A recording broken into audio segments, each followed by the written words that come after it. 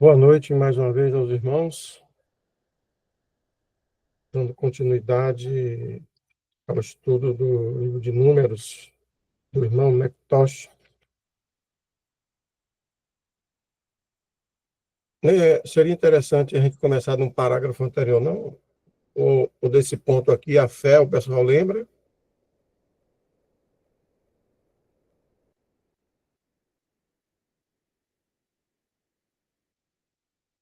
Pode ser aqui, né?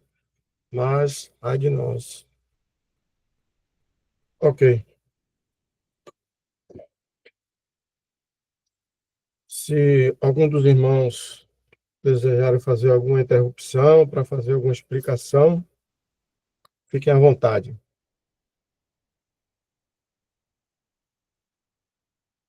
Mas, ai de nós, a grande maioria dos espiões não era mais governada por essa fé viva do que os homens que os enviaram.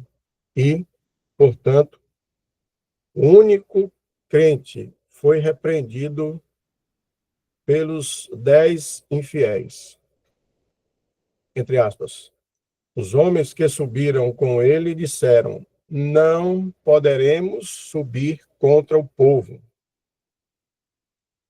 A linguagem da infidelidade era totalmente oposta à linguagem da fé. Esta última, olhando para Deus, disse, entre aspas, somos bem capazes. A primeira, olhando para as dificuldades, disse, entre aspas, não somos capazes. Assim foi e assim é. Os olhos da fé estão sempre cobertos pelo Deus vivo e, portanto, as dificuldades não são vistas. Os olhos da incredulidade estão cobertos pelas circunstâncias e, portanto, Deus não é visto. A fé traz Deus para dentro e, portanto, tudo é brilhante e fácil. A incredulidade sempre exclui Deus e, portanto, tudo é escuro e difícil. Abre aspas. E fizeram um mau relatório da terra que haviam espiado aos filhos de Israel, dizendo: a terra pela qual passamos a espiá-la é uma terra que devora os seus moradores. E todo o povo que vimos nela são homens de grande estatura. E vimos ali os gigantes, os filhos de Anak, descendentes dos gigantes. E éramos aos nossos próprios olhos como gafanhotos. E assim éramos aos seus olhos. Fecha aspas. Nem uma palavra sobre Deus. Ele está completamente excluído. Se tivesse pensado nele, se tivessem pensado nele, se tivessem comparado os gigantes com ele, então não teria feito a mínima diferença se eles próprios eram gafanhotos ou se eram homens. Mas, na verdade, eles, por sua vergonhosa incredulidade, reduziram o Deus de Israel ao nível de um gafanhoto.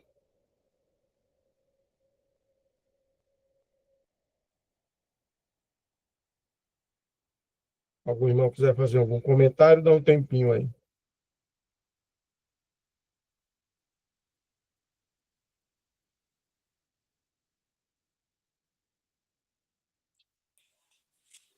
Irmão, pode abrir em Deuteronômio, capítulo 1. Agora eu vou lembrar o versículo aqui. Rapidinho. Deuteronômio 1. Se os irmãos puderem me ajudar aí, onde falar para não atentar para tamanho nem aparência. Em cima do que o irmão estava falando aí, eu me lembrei. Acho que é bem mais embaixo, né? Versículo 17. Aí, Deuteronômio capítulo 1, versículo 17. Deuteronômio capítulo 1, verso 17, diz o seguinte: Não discriminareis as pessoas em juízo. Ouvireis assim o pequeno como o grande. Não temereis a face de ninguém, porque o juízo é de Deus. Porém, a causa que vos for difícil, fareis vir a mim, e eu os ouvirei.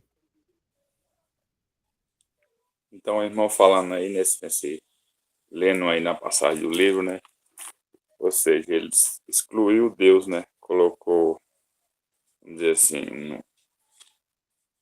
colocou o medo pela estatura dos homens ali, né? Da terra. Então, eles não atentou para o que Deus já tinha feito. E Deus já tinha feito um mar se abrir, Deus, nas vistas deles, né? Já tinha feito várias pragas e tudo eles já tinham ouvido. E aqui a incredulidade é tamanha que eles não se lembrou, não atentou para essas obras que Deus tinha feito, né? Então temeram. Então quando a gente analisa é uma vergonha porque o testemunho de Israel ali, porque se nós parar para analisar hoje, graças ao Senhor nós temos o Espírito Santo, né? E nós confiamos no Senhor, embora fraquejamos também, né? Mas ali eles tinham visto muita obra, eles tinham visto o Senhor operar muitas coisas. E uma mínima coisa dessa não ia ser difícil para o Senhor, né? O Senhor que destruiu os carros de Faraó e o exército todo fez perecer no mar. Será que o Senhor não ia vencer esse gigante aqui, né, nessa terra? E Deus não é homem para que minta, né? Tem uma passagem que fala. Como é que Deus prometeu que essa terra ia ser deles e eles estavam fraquejando? Então é um exemplo bem claro na palavra de Deus que foi uma incredulidade muito grande. Só esse pensamento aí.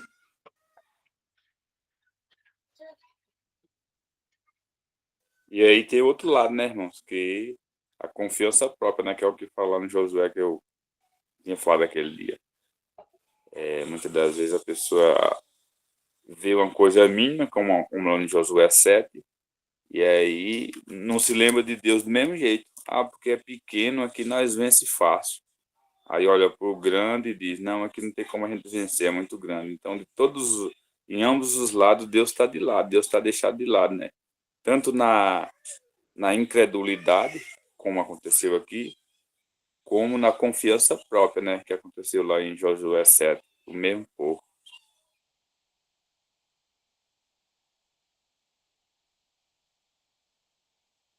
Ok.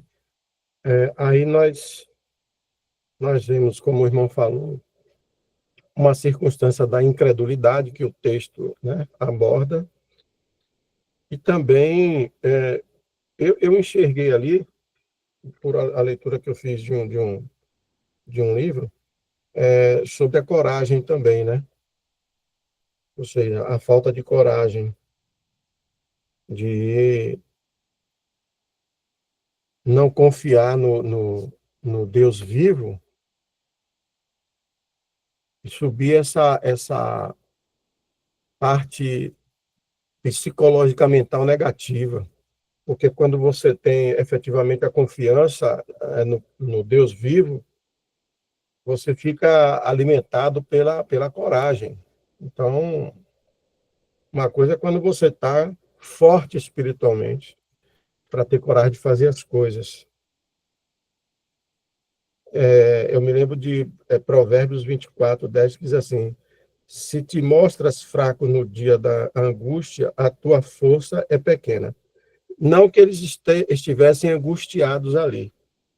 Na cabeça de alguns, talvez preocupado pelas informações dadas até por esses espiões e que termina levando, pela mensagem que trouxe, contaminando várias outras pessoas ali das ovelhas, né? E dando um exemplo de fraqueza e não confiança no Deus vivo. E tem outra parte também, né, irmão? Que os irmãos que ah, nós sabemos que não tinha força nenhuma no povo ali de Israel, né? A força estava no Senhor, assim como para nós hoje. Então, o apóstolo Paulo fala que se alguém se gloria, glorie-se no Senhor, porque no ser humano não tem nada de forte, vamos dizer assim, para as coisas do Senhor. Então tem que estar os olhos no Senhor, a confiança que tem que estar no Senhor, porque essa força vem dele, né? É, quando você tem a confiança no Deus vivo, ele imbui de lhe dar a força necessária para poder vencer qualquer coisa, né? Inclusive grandes exércitos. Eu não estou lembrado agora se foi em Gideão, alguma coisa assim. Então, há de haver a confiança no Deus vivo. Se não houver, você está dando um exemplo da incredulidade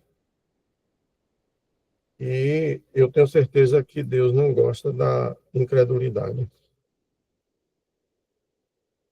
Algum irmão mais? Algum comentário? Gostaria que se irmão, se possível, o irmão pudesse abrir aí 2 Coríntios capítulo 13, Segundo Coríntios 13, versículo 3 e 4. 3 e 4. Segundo Coríntios, capítulo 13, versos 3 e 4. Visto que buscais uma prova de Cristo que fala em mim, o qual não é fraco para convosco, antes é poderoso entre vós. Porque, ainda que foi crucificado por fraqueza, vive, contudo, pelo poder de Deus. Porque nós também somos fracos nele, mas viveremos com ele pelo poder de Deus em vós. Amém. Então, só um comentário, irmãos. Nós observamos, né, que essa fraqueza que é mostrada aqui no Senhor era no sentido de aceitação, né?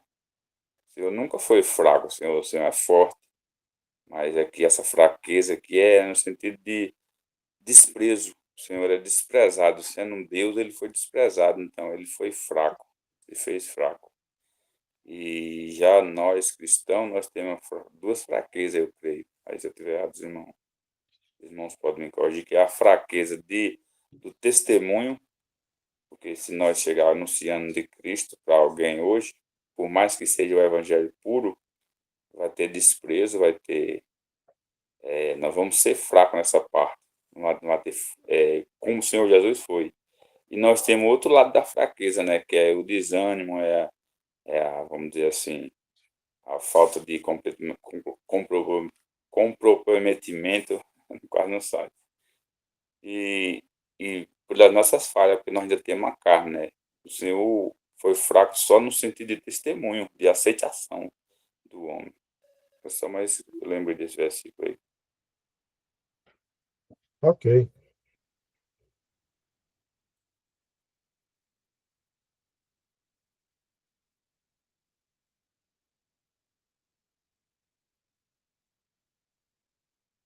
Vamos lá. É notável que, onde quer que a infidelidade esteja em ação, ela sempre será caracterizada por este único fato: ela exclui Deus. Grande resposta. Isso será verdade em todas as épocas, em todos os lugares e sob todas as circunstâncias. Não há exceção. A infidelidade pode levar em conta os assuntos humanos, pode raciocinar sobre eles e tirar conclusões deles, mas todos os seus raciocínios e todas as suas conclusões são baseados na exclusão de Deus. A força de seus argumentos depende de excluí-lo e mantê-lo fora. Basta apresentar Deus, e todos os raciocínios da infidelidade se desintegram em pó sob seus pés. Assim, na cena diante de nós, qual é a resposta da fé a todas as objeções apresentadas por aqueles 10 incrédulos? Sua única resposta, simples e totalmente satisfatória, a qual não pode haver réplica, é Deus. Leitor, você conhece algo da força e do valor desta resposta tão abençoada? Você conhece a Deus? Ele preenche todo o alcance da visão da sua alma? Ele é a resposta para todas as suas perguntas? A solução para todas as suas dificuldades? Você conhece a realidade de caminhar dia após dia com o Deus vivo?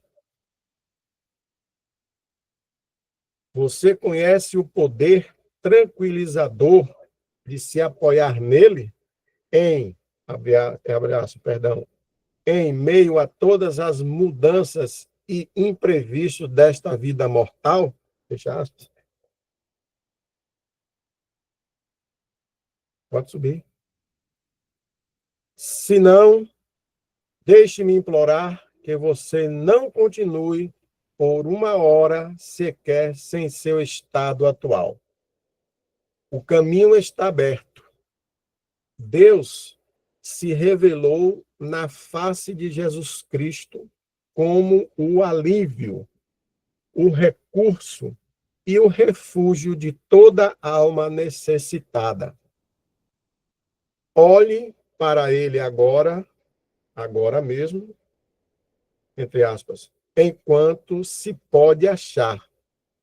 Invoque-o enquanto está perto. Fecha aspas. Abre aspas novamente. Todo aquele que invocar o nome do Senhor será salvo. Abre aspas de novo. E aquele que crê jamais será confundido. Fecha aspas. Cabe um comentáriozinho aí dos irmãos, né? Fiquem à vontade.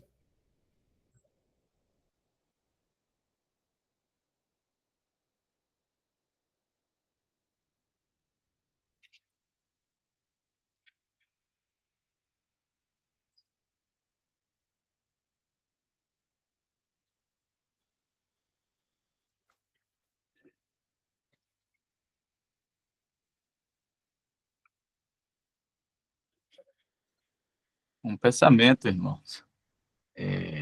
Vamos lá. As circunstâncias, né, de modo geral, seja ela proveniente de qualquer natureza, faz com que, não deveria, mas faz com que nós, né, de certa forma, desfaleçamos na fé. E quando a gente observa, né, que o escritor Mackintosh também está trazendo o texto para esse ponto de vista, né, que ali os espias eles iam entrar, na terra prometida. Eles tinham a palavra de Deus os garantindo que aquela terra iria ser do povo de Israel, deles. E quando eles foram espiar, aquelas pessoas, foram 10, foram 12, foram espiar, né, 10 deles deixaram de confiar naquilo que Deus tinha dito e se atemorizou com as circunstâncias encontradas ali na terra, né? Os homens fortes, grandes. Então, eles tiraram os olhos do Deus Todo-Poderoso, de Jeová, para olhar para a circunstância. Então, pegando, né, o ponto de vista que eu, pelo menos, estou enxergando no texto que o próprio Mackintosh está trazendo, que é também nós, nos dias de hoje, olhar as circunstâncias que nos cercam neste mundo e não atentar para elas no nosso viver, na nossa vida prática cristã, para que a gente caminhe firme, né, com o olhar fito no Senhor e com aquilo que o Senhor já nos disse, né? Então, a gente vai encontrar o Senhor Jesus nos dizendo que no mundo teríamos aflições, mas que éramos para ter bom ânimo. Se os irmãos lembrar o versículo, é bom a gente abrir esse versículo para estar lendo e refrescando a nossa memória acerca das palavras de Cristo, de como seria o nosso caminhar neste mundo com relação às circunstâncias que o mundo iria nos oferecer, que é de aflições. O Senhor nunca nos disse que nós iríamos ter uma vida tranquila e sossegada aqui neste mundo, mas sim de aflições, mas que éramos para ter bom ânimo. Por quê? Porque em uma outra passagem, a gente lembra também, numa outra escritura, o nosso Senhor diz para os seus discípulos, e aí a gente também toma para nós, né? Eu vos dou a minha paz, não vos la dou como o mundo a dá. Então, a nossa paz, ela vem do Senhor, ela não vem das circunstâncias desse mundo.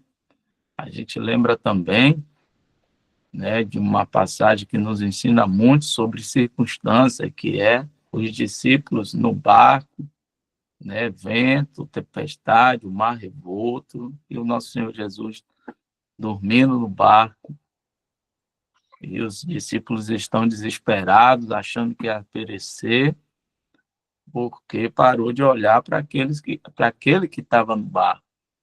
E aí o Senhor acorda, eles, se eu não me engano, salvo engano, eles acordam o Senhor e perguntam ao Senhor, mestre, o Senhor não está vendo que a gente vai perecer mais ou menos assim? E o Senhor os repreende ali, depois repreende o mar, repreende o vento e acalma tudo. Então, essa calma é dentro de nós, né? Por assim dizer, eu entendo que o mar ele vai estar sempre revolto, o mar desse mundo ele vai estar sempre revolto, mas o nosso interior tem que estar calmo no Senhor Jesus, né? Tem que estar alicerçado em Cristo para nós estarmos, né, calmos, com a paz que excede todo entendimento. Então, para finalizar minha fala, rapidinho, só abre aí, irmãos, por favor, Filipenses, capítulo 4. Ali a gente pode ver mais exortações ali agora do apóstolo Paulo, para nós estarmos partindo, deixa eu ver aqui, irmãos, Filipenses 4,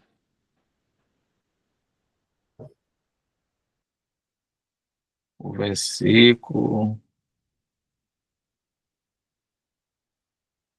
É 4, é 2. Ele vai finalizar, irmãos, me ajude aí, dizendo que posso tudo naquele que me fortalece, Fortalece. né? Então ele vai falar de circunstâncias ali.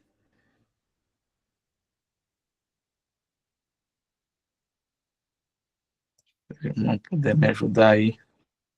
Posso tudo naquele que me fortalece. Não foi que eu vi aqui rápido. Aqui no 10, né?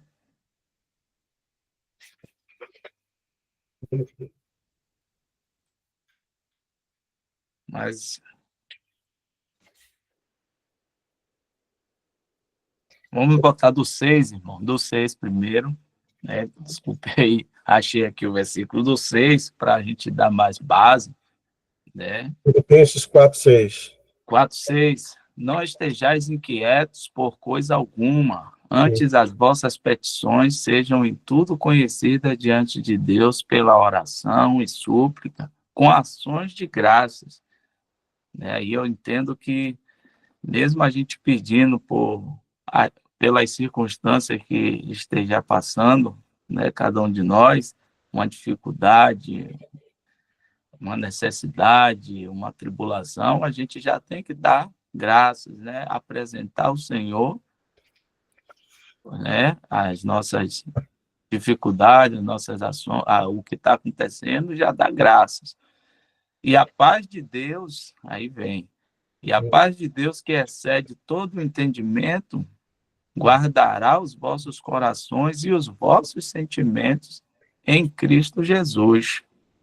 E aí, o 8, quanto ao mais, irmãos, tudo que é verdadeiro, tudo que é honesto, tudo que é justo, tudo que é puro, tudo que é amável, tudo que é de boa fama, se há alguma virtude e se há algum louvor nisso, pensai. Agora pula por 12, irmão. Verso 12, que aí Paulo vai falar de circunstância, né? Sei estar abatido e sei também ter abundância. Em toda maneira e em todas as coisas estou instruído, tanto a ter fartura como a ter fome, tanto a ter abundância como a padecer necessidade. E posso todas as coisas em Cristo que me fortalece. Então, a gente não olha para as circunstâncias, seja ela qual for. A gente olha para Cristo, que é Ele que nos fortalece, que vai nos fortalecer em qualquer dificuldade que nós estejamos, em qualquer problema que nós estivermos passando, qualquer aflição que esse mundo nos trouxer. Quando a gente está com os olhos fitos em Cristo, firme naquilo que o Senhor já nos disse em Sua palavra, a gente fica forte, a gente tem força porque e paz, né? Porque a paz vem do Senhor, que excede todo entendimento. Até aí. Ok. Eu não sei se os irmãos já ouviram falar na lei da visão e na lei da sabedoria. A lei da visão, naquelas perguntas que tem lá no texto do irmão McTosh, temos assim uma ideia da lei da visão que faz com que você precise ter clareza sobre o que deseja da sua vida. Aí ele faz umas perguntas. Qual a sua missão, sua razão de ser? Aí a pessoa pergunta, aonde? Aqui no mundo, lá no céu, são duas vertentes. Para o mundo, as circunstâncias, quem perguntaria eram os hebreus. E para os céus, os gentios e aqueles que aceitaram Jesus Cristo. Onde pretende chegar? Onde você pretende chegar? É você que pretende chegar? Você perguntou ao Senhor?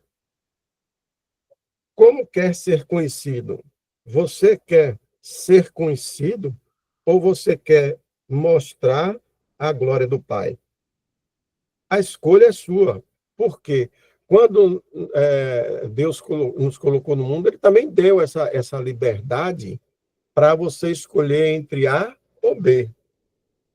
O irmão pode abrir aí em Abacuque.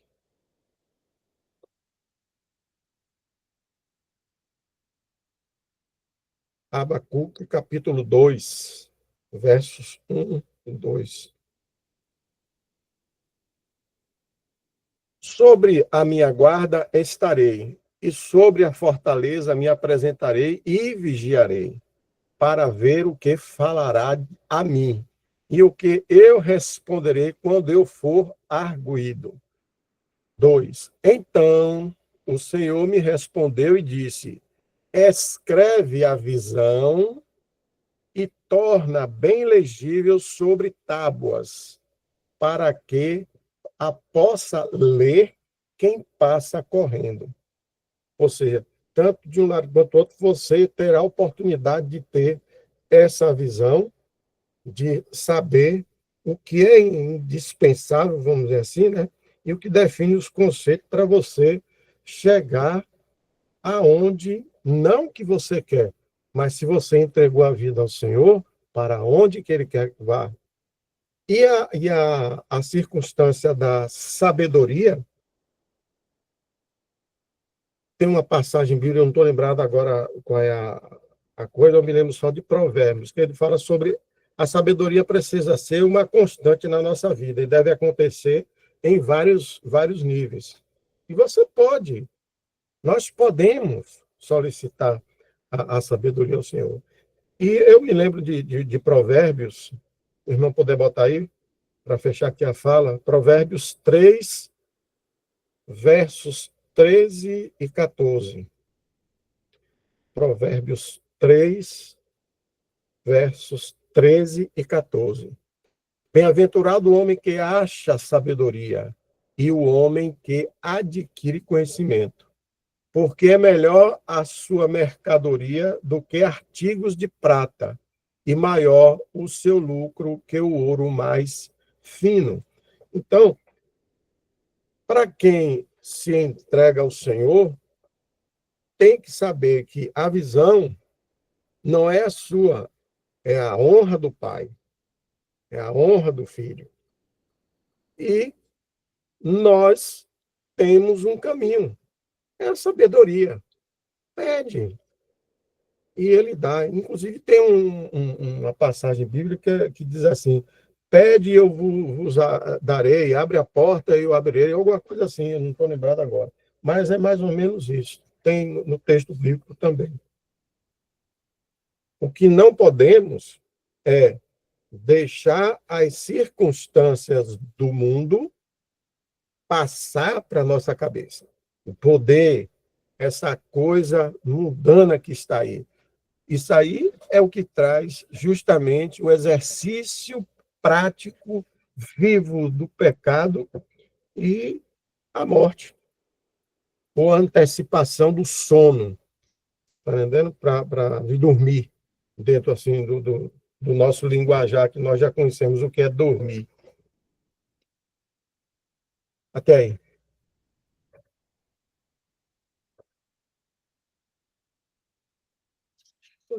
Esqueci de onde é que tem aquele negócio de pede.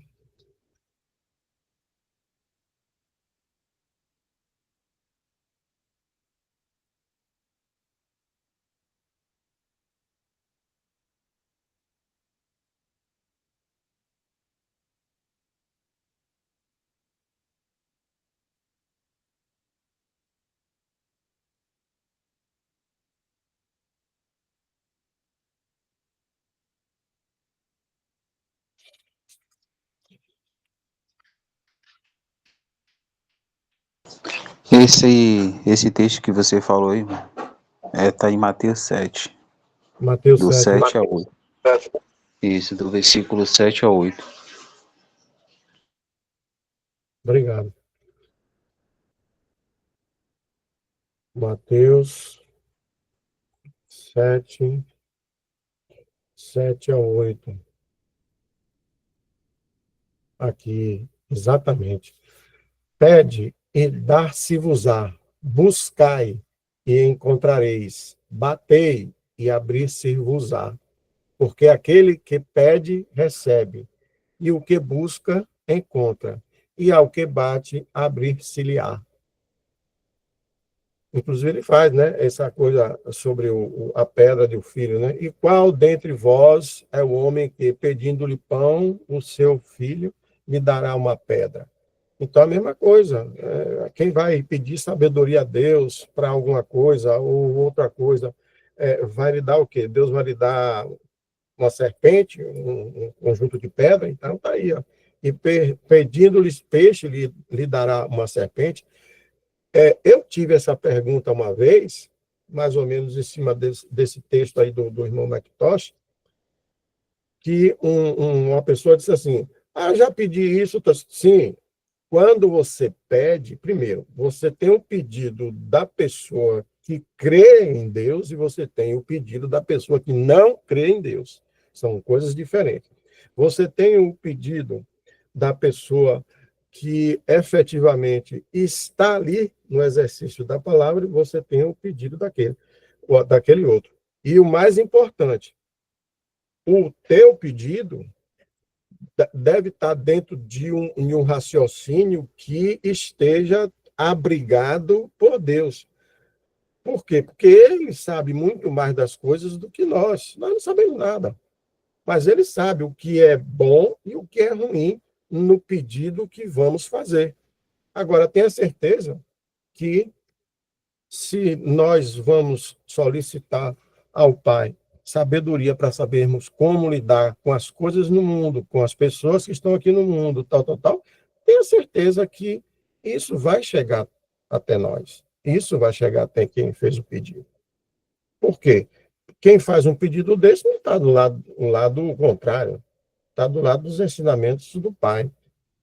Porque ele não vai fazer uma circunstância de, como está aqui, pedindo-lhe peixe, uma coisa normal, tal, não tem nada de exuberante, e ele vai lhe dar o quê? Não, eu só vou te dar pedaço de pau aí. E o que foi dito aqui, a parábola é justamente nessa circunstância do peixe e da serpente. Beleza, muito bom.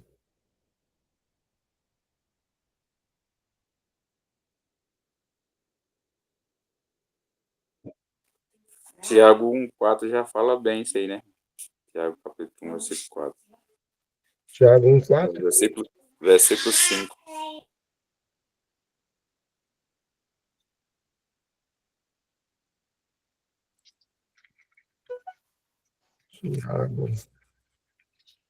Tiago 1,4, versículo 5, 4, 5, né? Tenha. Capítulo 1, versículo 5. Sim. E se algum de vós tem falta de sabedoria, peça a Deus, que a todos dá liberalmente, e o não lança em rosto, e ser-lhe-á dada. Tá aí.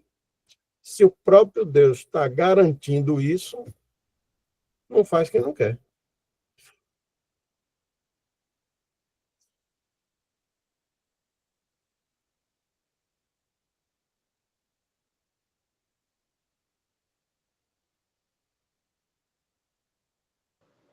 Irmãos, Tiago, pois não, só, Tiago. é só um pequeno complemento mesmo, porque eu estava ouvindo aqui os irmãos falando, né? Aí eu lembrei, fiquei pensando, na verdade, em um dos versículos que Alexandre citou, e aí eu estava fazendo assim, uma conexão com o que Newton também estava falando, né? Sobre essa questão de sabedoria, porque a gente vê, né, a importância de você pedir sabedoria a Deus, até mesmo na leitura, no caso, na hora da leitura da sua palavra, né? Porque essa passagem mesmo, esse versículo que Alexandre citou, se eu não me engano, é em Filipenses, acho que o verso 13, se puder abrir lá rapidinho, irmão. Só para...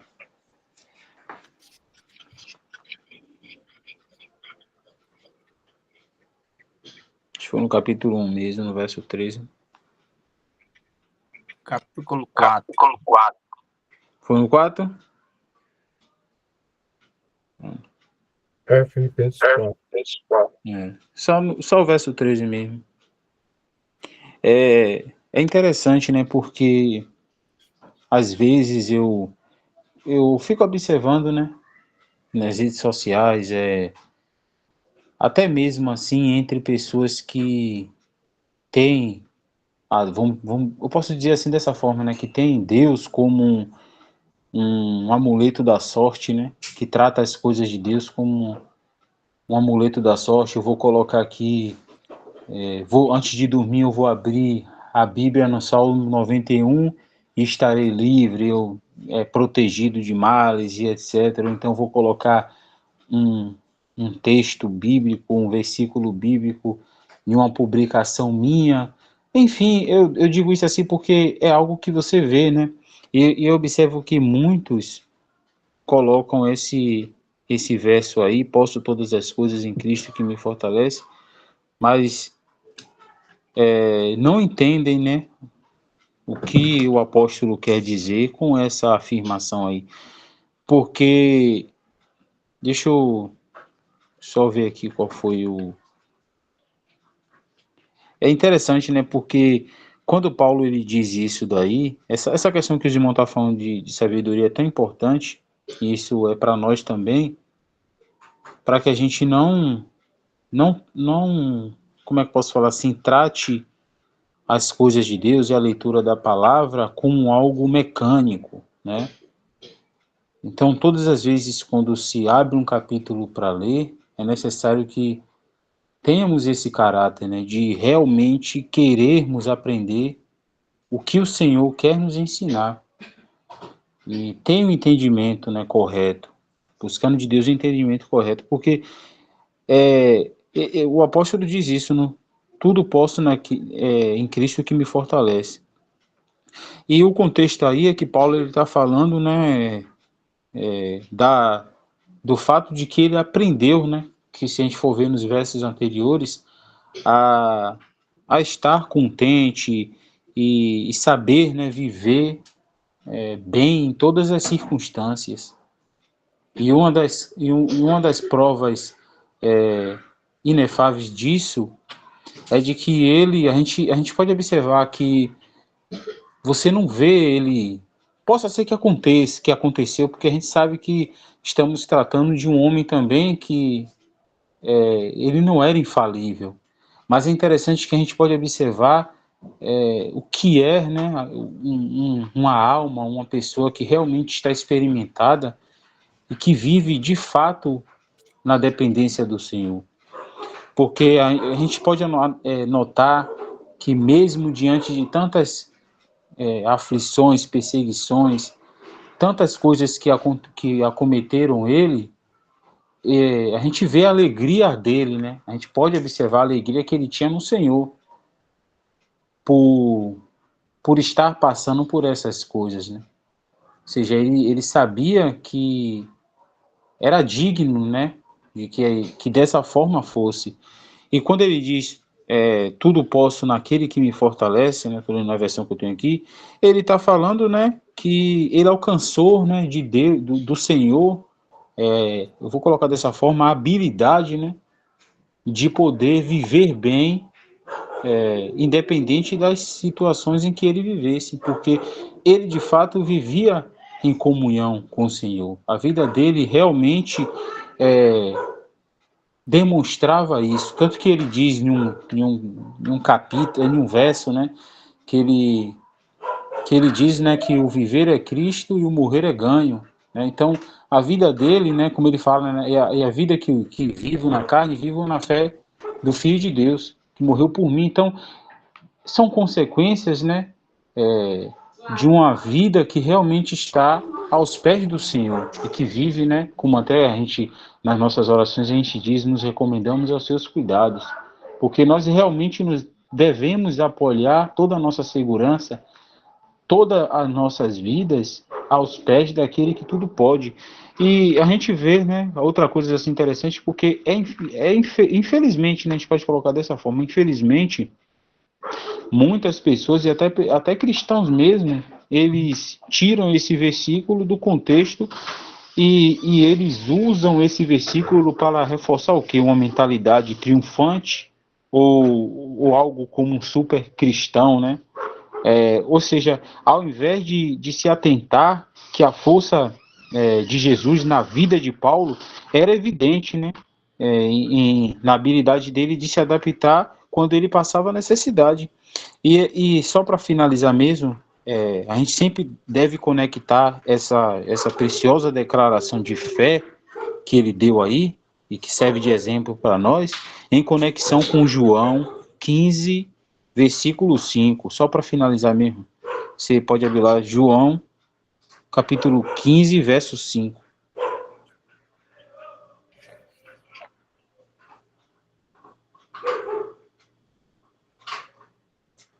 Deixa eu ver se é isso mesmo.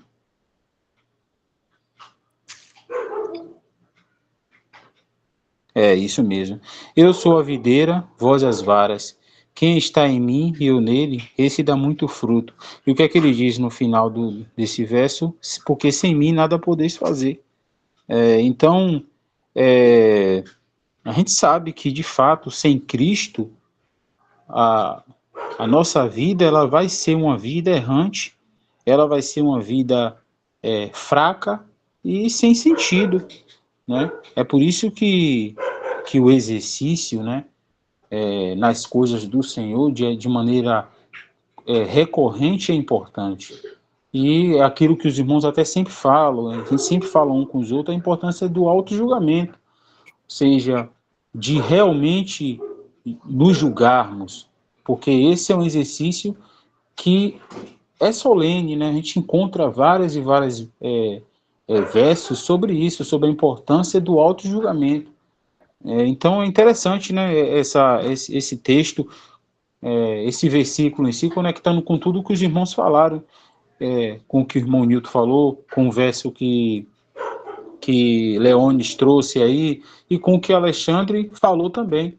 Então, essa questão da sabedoria é tão importante para que até nós mesmos não venhamos a tratar as coisas do Senhor como uma pessoa assim que às vezes é até sincera, mas é imatura realmente nas coisas do Senhor, pode acabar tratando um exemplo, esse verso aí, de uma maneira assim banal, né? Como se fosse uma mentalidade triunfante ou algo que você, por confiar, né, por ter o Senhor Jesus como seu Senhor, você vai ganhar superpoderes. Mas não é isso que o apóstolo quis dizer aí.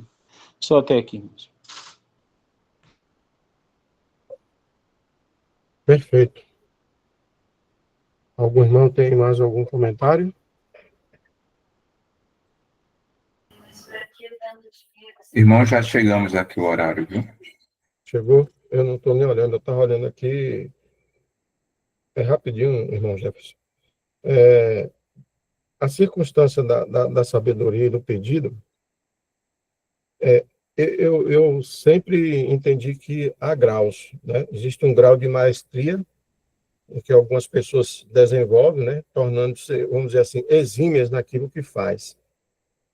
E a mesma coisa a gente faz um contratempo assim. Não adianta, por exemplo, o irmão Tiago falou aí sobre apresentar uma receita, como se fosse. Eu me lembrei da receita de bolo. Ou seja, não adianta dar uma receita de bolo para uma pessoa se ela não tem um mínimo de intimidade com a cozinha. Então, não adianta determinadas pessoas pedirem sabedoria a Deus se a própria circunstância do grau de maestria que ela tem, ela não souber fazer o pedido para ser atendido, ou da sabedoria para viver melhor, por exemplo, ou para conhecer e como labutar com as dificuldades do mundo até que aconteça o nosso arrebatamento. Então, há de ocorrer coadunar o pensamento com a vontade de Deus. Porque, por mais que eu tenha vontade, não seja uma coisa ilegal, não seja uma coisa ilícita, mas se não estiver casado com a vontade de Deus, não vai ter nunca. Por quê? Porque Deus sabe que aquilo que você está pedindo pode ser não muito bom para você. E nada, melhor conselheiro que nós temos é o Senhor. Até aí. Irmão Jefferson, passando aí para o irmão a palavra.